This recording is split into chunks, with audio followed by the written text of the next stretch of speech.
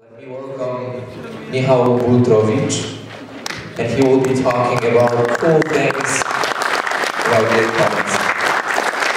Okay, so this presentation came into my mind, I don't know, like 10 minutes ago because I saw empty lightning talk lists. So it's a thing that I've worked on to make my continuous delivery pipeline better. And essentially, I'm using AngularJS commit convention to do some cool things. And you can see in my Git log, sadly, I had problems with my display, which normally duplicates screens fine, but not today. So that's a problem. But anyway, so what are AngularJS commits? You can see that each commit message starts with something like that. We have one word, and this is the type of the commit, the place it applies to, and the normal message. Of course, you can have longer messages on down part of the commit message, and they've made this convention to essentially make doing changelogs easier. And I need to just switch screens. Okay, so here I don't know if. Okay, so yeah. So here you can see the types of commits. It's feature, fix, feature, fix, documentation change, styling change, refactoring, adding missing unit tests, and some chores. For example, configuration for Travis or whatever. And I thought that this is essentially the type of a commit. What does this do? And we had this problem while using semantic versioning that, you know, we shouldn't always change the version. It should be changed only if you actually change the code. And I wanted to have something like that, you know, if I push commit to my repo, I wanted the library built or not built, if it's meant or not meant to be built, and automatically uploaded to PyPL. So I've came to a conclusion that with types of commits, you can actually automate that. You can actually say if this commit contains changes to the documentation, changes to the features, only fixes, etc., etc. And it goes along well with the trunk-based development methodology. So you push everything to master. It sounds like crazy, but read up a blog comment about it from ThoughtWorks. It actually kind of makes sense to kind of put your commits in like those tiny bits. They don't have to actually fix something or introduce a feature in a single commit. No, one commit can be just a step towards implementing something, and with that you can have trunk-based development, and using those types of commits you can actually have like automation of your releases, if of course you have tests that allow you to release your software being relatively confident that you didn't break anything. And I think this is like all. I think you should really like look into it. I think this is an interesting topic, and I have a blog post about it. So just Google my name, it's probably no. It's you can see the address up here. Thank you.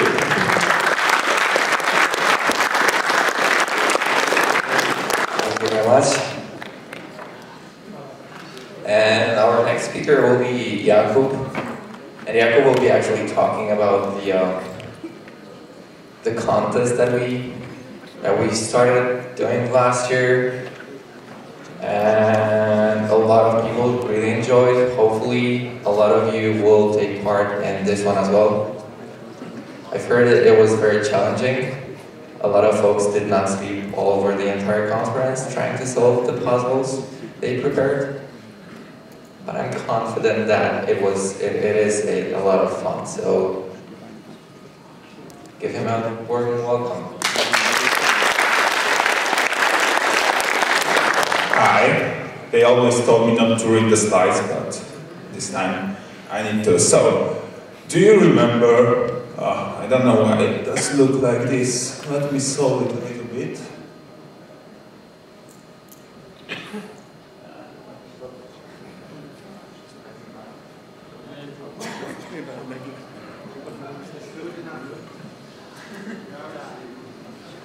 Okay, let's move on. The worst scenario won't see everything. So, on the very beginning, last year, you really did like the contest. Maybe not as much as at 4 AM, where the last few of you were still struggling against our riddles, and you were really tired, you were exhausted, we were just sitting next to you and watching at your angry eyes and cursing at us, and it was fantastic, and we decided that we want to do that again. So I hope that you also would like to get there again. Yeah, there, back. And I think that we know what our scheme for this year is. And of course it's there and back again. This time we will move to Middle Earth, and we will be a little hobbit who will go for an adventure, and he will need to solve riddles, exactly like the last time, but not 100% exactly. So we will start here at this conference room tomorrow at 8:30 p.m. And then you will move to anywhere you would like to, just to start coding. Moreover, we would like you to come in the prepared teams with 2 persons, but you can come on your own, and I'm pretty sure that you will find someone on the place who will help you. And there is one big difference. This time there will be no order of the riddles. It's not like you will need to solve one just to move on to another.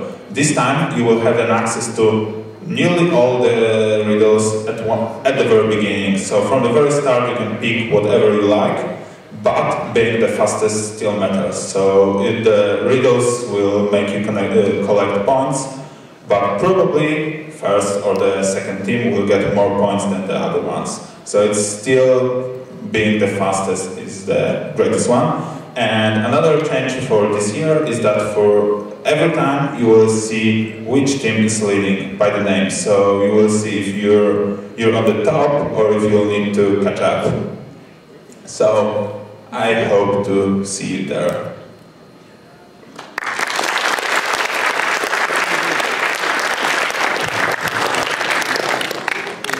Is there anybody else interested in doing some lightning talk about a cool thing he's working on, he is planning to work on, he worked on last year? Okay. Let's go.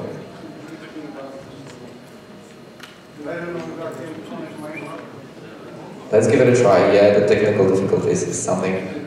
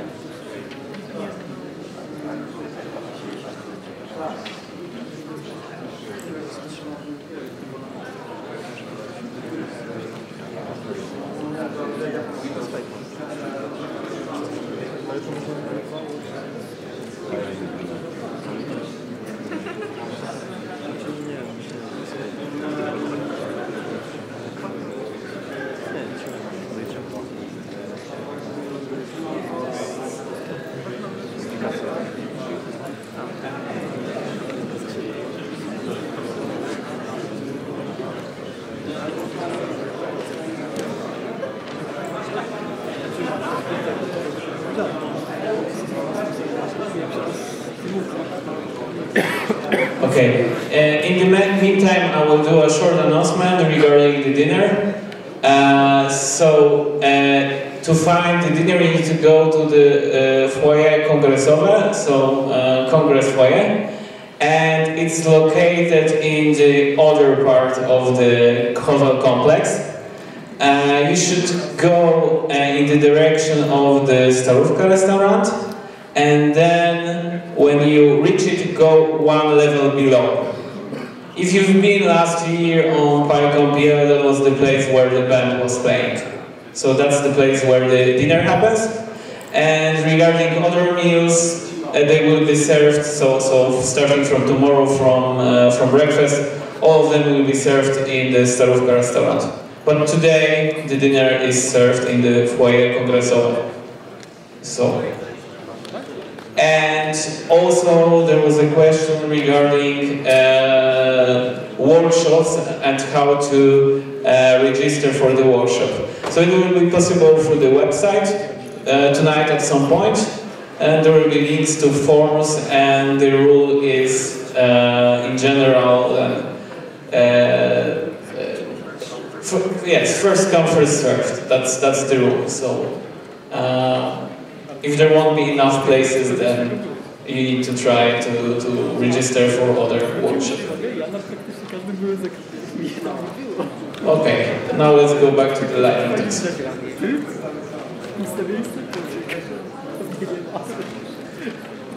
Our last speaker will be Leszek Cimała, and he will be talking about Alpine Linux. Yeah, I'm not sure it will be interesting, but I just want to let you know that this distro exists, and maybe somehow different than distros you maybe know or use. Maybe you heard about Alpine Linux in context of Docker. Every cool guy nowadays uses Docker, so Alpine is very popular there. Why? Because Alpine Docker image can have just few megabytes. It's because it's compiled to muscle C, so binaries are very small. It's really small and compact distro. Besides its size and general simplicity, the next advantage is that it is GR secured /PAX patched kernel there. So it's maybe you know it. There are patches to make Linux kernel more secure, and that's another advantage. And it is a really nice distro because if you know Debian or Ubuntu, it has very similar package management like that, and it's very quick. There is no system D for someone. It can be also argument to use that. And so it's really very simple, and it somehow runs even quite on real hardware. It's not so great as mainstream distros, but it can work. And also desktop stuff there is maybe not the best. You can put together some simple desktop, but don't use it for maybe this flashy effect-like thing. There will be no packages for it there. And if you get interested more deeply, maybe some of you knows Arch Linux, and you know how simple it is to make packages for it. So with Alpine it's very similar. It's really nice and simple. There is a very simple text-based recipe, and according to that it's building new packages. So yeah. As you see, maybe there is a full ISO there for download. 64 bits, it's 81 megabytes, and yeah, that's the main reason why you maybe should use Alpine. And of course, there is a lot of Python libraries. Maybe it's not like in Debian or Ubuntu, where there is every popular library is packaged, but there is pipe, so no problem to install everything you need. And yeah, I think that's That's all what I wanted to say. Thanks.